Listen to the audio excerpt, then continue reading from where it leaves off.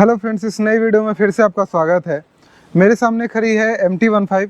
ये monster energy addition है, तो इसके बारे में मैं आपको डिटेल में बताऊंगा, रिव्यू करूंगा एक तरह से बोल सकते हैं। और इसके जो कंपटीटर्स हैं जैसे हॉर्नेट 2.0 हो गया, NS200 हो गया, तो उन बाइक्स के कंपटीटर में ये आती है, तो उसके बारे में मैं आपको बताऊँगा। आपको इससे डिटेल में पता चलेगा कि आपको कौन सी बाइक लेनी है, क्या इसके एडवांटेजेस हैं, क्या इसके डिसएडवांटेजेस हैं, वो भी इस वीडियो में हम डिस्कस करेंगे। तो सबसे पहले इसके बारे में हम डिस्कस करते जाएं तो एक मॉन्स्टर एनर्जी एडिशन है जो कि एक अलग कलर में आती है। उसके बाद मैं आपको इसके कंपटीटर्स के बारे में बताऊंगा और कंपटीटर्स के बाद मैं बात करूंगा, उसके बाद एडवांटेज और डिसएडवांटेज के बारे में हम बात करेंगे। तो सबसे पहले जो मॉन्स्टर एनर्जी एडिशन है उसमें आपको ये ग्लॉसी ब्लैक मिलता है जो कि शाइन करता है इस तरह से। कुछ आप देख रहे हैं कितना ये शाइनिंग कलर है, तो ये मैट कलर में नहीं आता है, बिल्कुल ही ग्लॉसी कलर में आता है। मॉन्स्टर का सब जगह स्टिकर जो है वो रहेगा, जैसे यहाँ पे दिया गया है, ये आप देख रहे हैं, यहाँ पे M लिखा रहेगा, यहाँ पे यामाहा ल्यूब जो इसकी जो इंजन ऑयल्स आती हैं, और ये तो कुछ इस टाइप का लगेगा। तो बहुत ज़्यादा यूनिक नहीं है अगर आइस फ्लू वर्मिलियन कलर के मुकाबले देखा जाए, जो कि वाइट कलर में और येलो जो एलोविल में आती है, तो उससे बहुत ज़्यादा ये यूनिक नहीं लगती है, थोड़ा सिंपल ही लगती है। लेकिन इसका प्राइस जो है वो थोड़ा ज़्यादा आता है। तो आपको अगर ये ना पसंद हो तो आप आइस फ्लू वर्मिलियन लीजिए, अदरवाइज़ आप मॉन्स्टर एनर्जी भी ले सकते हैं। अगर आपको काली बाइक चाहिए, ब्लैक चाहिए, ब्लैक, तो आप इस कलर के ऊपर जा सकते हैं। तो ये इसका एडवांटेज, डिसएडवांटेज और इस कलर का रिव्यू हो गया। चलिए अब हम बात करते हैं इस बाइक के रिव्यू के बारे में। तो ये बाइक का रिव्यू करते करते हम किसी और बाइक को भी ले लेते हैं। चलिए हम ले लेते हैं हॉर्नेट 2.0 को, उससे आपको ओवरऑल पता चल जाएगा और NS200 के बारे में भी बीच में हम डिस्कस करेंगे। तो आपको पता चल जाएगा कि ये बाइक लेनी चाहिए, वो बाइक आपको लेनी चाहिए। साथ ही साथ इस बाइक के बारे में आपका रिव्यू भी ऑलमोस्ट क्लियर हो जाएगा कि आपको इस बाइक में क्या क्या एडवांटेजेस मिलते हैं। तो चलिए हॉर्नेट 2.0 की तरफ चले तो वो 180 सीसी का इंजन आपको मिल जाता है, लेकिन ऐसा कोई एडवांस्ड इंजन वो नहीं है, वो एक नॉर्मल इंजन है जिससे आपको एक ज़्यादा पावर मिल पाता है, क्योंकि वो एक ज़्यादा सीसी की बाइक है, उस टाइप का वो इंजन है। लेकिन अगर इंजन कॉन्फ़िगरेशन में अगर हम NS200 को भी लें तो भी वो एक उससे हॉर्नेट से एटलीस्ट वो बेहतर इंजन हो जाती है आपके पास, क्योंकि उसमें आपको 6 गियर ट्रांसमिशंस भी मिल जाते हैं जो कि आपको हॉर्नेट में मिसिंग आते हैं। तो NS200 एटलीस्ट बेटर हो जाती है अगर हम बात करें हॉर्नेट से तो, और ये वहाँ पे भी बेहतर है क्योंकि इसमें भी आपको 6 गियर ट्रांसमिशंस मिलते हैं। 6 गियर से आपके एक तो टॉप स्पीड बढ़ जाती है, ऊपर से आपका माइलेज जो बाइक है वो भी ज़्यादा बेहतर दे पाता है, और हेडलैम्प का और मतलब सब कुछ का जो ओवरऑल इंजन का जो कॉन्फ़िगरेशन है वो आपको बेहतर मिलता है। अब और क्या चीज़ें आ जाती हैं, एक स्टेप और आगे चलते हैं। तो इस बाइक में आपको स्लीपर क्लच मिलती है जो कि NS में नहीं मिलती है और आपको हॉर्नेट में भी नहीं मिलते, तो वहाँ पे कहीं ना कहीं दिक्कत आ जाता है। उसके बाद हम बात करते हैं तो इस बाइक में आपको लिक्विड कूलिंग सिस्टम मिल जाती है जो कि यहाँ पे दिखाई दे रहा है, जो आपको हॉर्नेट में नहीं मिलती है लेकिन आपको NS में मिल जाती है, तो वो एक बेहतर चीज़ है। तो यहाँ पे हॉर्नेट यहाँ पे भी पीछे रह जाता है और ये बाइक वहाँ पे भी आगे हो जाती है, चाहे NS200 की बात करें। अब NS200 एक जगह और पीछे हो जाती है कि इस बाइक में आपको वेरिएबल वाल्व एक्चुएशन मिल जाता है, VVA, जो कि इस बाइक को पावर को काफ़ी ज़्यादा इन्हांस करता है 7000 RPM के बाद, जो कि आपको हॉर्नेट में नहीं मिलती है और NS200 में भी नहीं मिलती है। तो वहाँ पे भी ये बाइक थोड़ी सी आगे आ जाती है। और उसके बाद हम बात करेंगे इस बाइक के ओवरऑल वेट के बारे में। तो इस बाइक का वेट 138 kg आ जाता है फुल फ्यूल टैंक के साथ। तो अगर फ्यूल टैंक 10 लीटर का है उसको अगर हटा देते हैं तो इस बाइक का वेट आ जाता है 128 kg। तो 130 kg की ये बाइक हो जाती है अगर कर्व वेट में देखें तो कहीं ना कहीं ये उन दोनों बाइक से हल्की बाइक हो जाती है। तो अगर आपको हल्की बाइक पसंद है तो उन कंडीशंस में भी आप इस बाइक को ले सकते हैं। तो ये हमारा कुछ पॉइंट्स हो गए जिस पे हम डिस्कस करते हैं, तो ये हमें मिल जाती है। अब हम इससे और आगे चलते हैं एक स्टेप। तो एक और कारण हो सकता है कि इसमें आपको आता है unit link monoshock shock absorber, जो कि नॉर्मल में मोनोशॉक शॉक एब्जॉर्बर्स मिलते हैं। तो इसका जो सॉकर है वो थोड़ा पीछे वाला जो है वो डिफरेंट होता है। तो अगर आपको ज़्यादा अच्छा रिलायबल फील चाहिए अगर अपने सीटिंग कंफर्ट में, खासकर राइडर के लिए, तो वहाँ पे ये बाइक जो है ज़्यादा बेहतर परफॉर्म करती है सॉकर परफॉर्मेंस में उन दोनों ही बाइक से। अब ये बाइक का एक डिसएडवांटेज भी है कि इसका जो है रियर सीट है वो छोटा है, जो कि हॉर्नेट में और आपको NS200 में बड़ा मिल जाता है। तो अगर आप सीट के साथ कॉम्प्रोमाइज़ कर सकते हैं तो ये बाइक ठीक है, अदरवाइज़ आपके लिए वो बाइक ठीक रहेगी। उसके बाद हम बात कर लेते हैं इस बाइक के ओवरऑल माइलेज के बारे में। तो अगर आप उन दोनों बाइक से इस बाइक के माइलेज की कंपेयर कीजिएगा तो उस बाइक का माइलेज 30 से 35 आता है, जबकि इसका माइलेज जो है 45 से 50 आता है। तो काफ़ी ज़्यादा वेरी कर जाता है माइलेज। अगर आप इसको परफॉर्मेंस के हिसाब से चलाते हैं तब जो कि इसका परफॉर्मेंस आता है उसी हिसाब से आप इसको अगर चलाते हैं तो आपको इस बाइक में सबसे ज़्यादा माइलेज मिल पाता है उन दोनों बाइक्स के मुकाबले। बहुत लोग जो आराम से चलाते हैं और 60-70 को क्रॉस नहीं करते हैं उन लोगों को ये बाइक जो है वो लगभग 55 का भी माइलेज आराम से दे देती है, और हाईवे पे 60 का, लोकल में 55 का भी माइलेज दे देती है। तो ये भी यहाँ पे एक बहुत बड़ा एडवांटेज हो जाता है। लेकिन वहाँ पे देखें कि अगर उसको कोई आराम से चलाता है तो वो बाइक दोनों ही 35 से 40 के आसपास माइलेज डिलीवर कर पाती है मैक्सिमम। तो वो चीज़ वहाँ पे आपको मिलती है।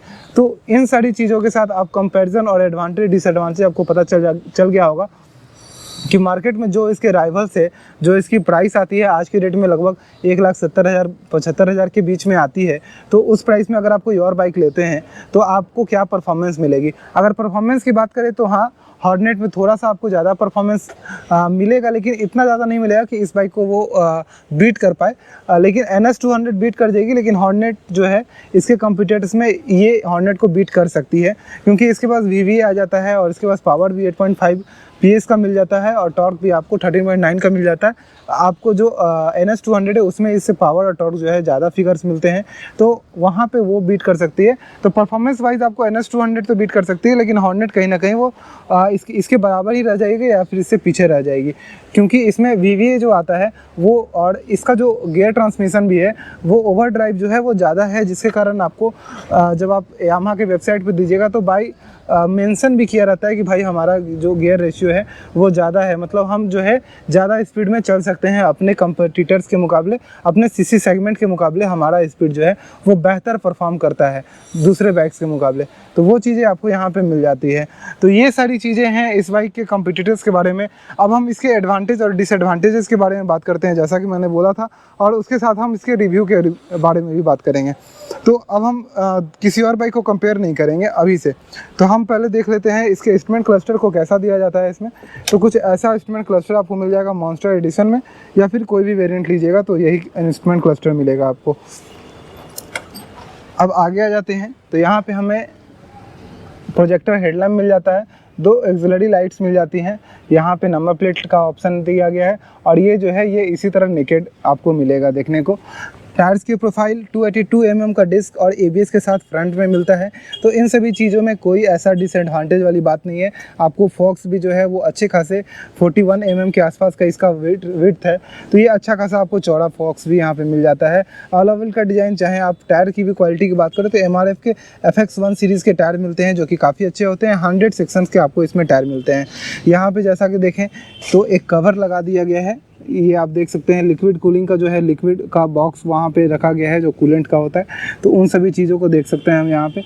Engine liquid cooled engine, 6 gear transmission, gear shifter ETC आप यहाँ पे देख सकते हैं कैसा डिज़ाइन बनाया गया।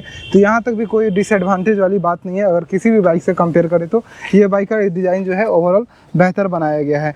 किक स्टार्ट आपको नहीं मिलता है एज़ यूजुअल, जो कि किसी भी आपको 150 cc बाइक में नहीं मिलता है, एक्सट्रीम को छोड़ के, जो कि हीरो की आती है, लेकिन उसके पास परफॉर्मेंस नाम की चीज़ उतनी कुछ खास है नहीं अपने सेगमेंट के हिसाब से। और यहाँ पे हम देख सकते हैं ब्रेक लीवर्स ETC, यहाँ पे हमारा वॉइल का बॉक्स हो जाता है, क्योंकि यहाँ पे भी आपको पीछे में भी 220 mm का डिस्क मिलता है विदाउट ABS। तो इसमें ABS आपको नहीं मिलता है, जो कि स्टिल डिमांड है लोगों की। MRF के रेवजेड के रेडियल ट्यूबलेस टायर आपको रियर में मिलते हैं। तो टायर के साथ ऐसा कोई भी प्रॉब्लम नहीं है। जो मैंने बोला है कि यहाँ पे आपको मोनोशॉक लिंक सस्पेंशन मिल जाता है, मोनोशॉक वाला, तो वो इन द सेगमेंट सबसे बेहतर शॉकर आपको इसमें मिलता है। अगर आप किसी भी 150 cc बाइक में जाइएगा तो उसमें आपको सबसे बेहतर जो होता है वो शॉकर इसमें मिलता है। इसमें कुछ बाइक्स का मैंने नाम ले लिया, जैसे कि पल्सर, FZ, वो सब बाइक जो है इससे काफ़ी ज़्यादा पीछे है, उससे इसको कंपेयर करना भी गलत बात हो जाती है। वो अगर बाइक आप देख रहे हैं तो इस बाइक का बजट भी ज़्यादा है और वो बाइक बहुत ज़्यादा पीछे आ जाती है, इन सभी बाइक्स के कंपेयर में नहीं आती है, क्योंकि प्राइस भी ज़्यादा है और ये बाइक जो है परफॉर्मेंस ओरिएंटेड भी बनाई गई है। तो उसके हिसाब से साड़ी गार्ड ETC, यहाँ पे कोई लेडीज़ फुटरेस्ट नाम का चीज़ यहाँ पे आपको नहीं मिलता है। हो सकता है जुगाड़ से कुछ लोग लगवा लें। यहाँ पे एक कैरियर जो है वो लगवा सकते हैं अगर जुगाड़ से चाहें तो। बाकी इस टाइप का चीज़ मिल जाता है। और इसका एक ही डिसएडवांटेज है, इसका जो रियर सीट है वो छोटा है, लेकिन 2 लोग बैठ जाते हैं। अगर 2 लड़के हों तो बैठ जाते हैं, अगर लेडीज़ को बैठाना हो तो भी बैठ जाती है, लेकिन अगर वो उनका वेट कम है तो, अगर वो फैटी नहीं है तो, अगर फैटी है तो फिर वहाँ पे दिक्कत आती है। तो एक ही डिसएडवांटेज है, बाकी सारे इसके एडवांटेजेस हैं। 10 लीटर का फ्यूल टैंक मिल जाता है। डिज़ाइन, माइलेज, टॉप स्पीड की बात करें तो 135 की 140 की आपको टॉप स्पीड मिल जाती है इस बाइक से। और माइलेज मैंने आपको बताया कि 45 से 55 डिपेंड करता है कि राइडर कैसा है। अगर राइडर एक जेंटलमैन टाइप का आदमी है जो कि आराम से 50, 60, 70 चलाता है, आराम से चलाता है, गियर शिफ्टिंग प्रॉपर करता है, तो उसको 55 के आसपास आराम से माइलेज मिल जाता है, 50-55, और प्रॉपर सर्विसिंग करवाता है। तो अगर अदरवाइज़ उसको दिक्कत वहाँ पे आती है। अगर कोई इसको रफ राइड करता है तो 45 से 50 के आसपास का आपको माइलेज इस बाइक में मिला करता है। तो ओवरऑल यही थी इसकी रिव्यू। कुछ और पॉइंट्स है जो कि मैं आपको बता देता हूँ। इलेक्ट्रॉनिक्स में इसमें आपको side stand cut off switch मिल जाता है कि अगर आपकी बाइक साइड स्टैंड में होगी तो सिर्फ न्यूट्रल में आप स्टार्ट करते हैं, अदर कोई गियर में स्टार्ट नहीं कर सकते हैं। एक्सेलरेशन अच्छा है इस बाइक का, कभी भी आपको दिक्कत नहीं करेगी। साउंड जो है वो स्मूथ है, तो आपके पड़ोसी परेशान नहीं होंगे अगर आपकी बाइक स्टार्ट होती है तो, या फिर आप कहीं से भी ट्रैफिक से निकलते हैं तो पुलिस वाले आपको एक अच्छा आदमी समझेंगे।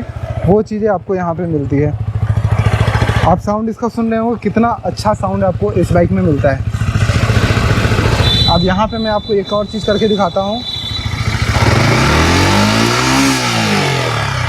तो काफ़ी बेहतर साउंड आपको मिलता है इसमें, काफ़ी स्मूथ साउंड है।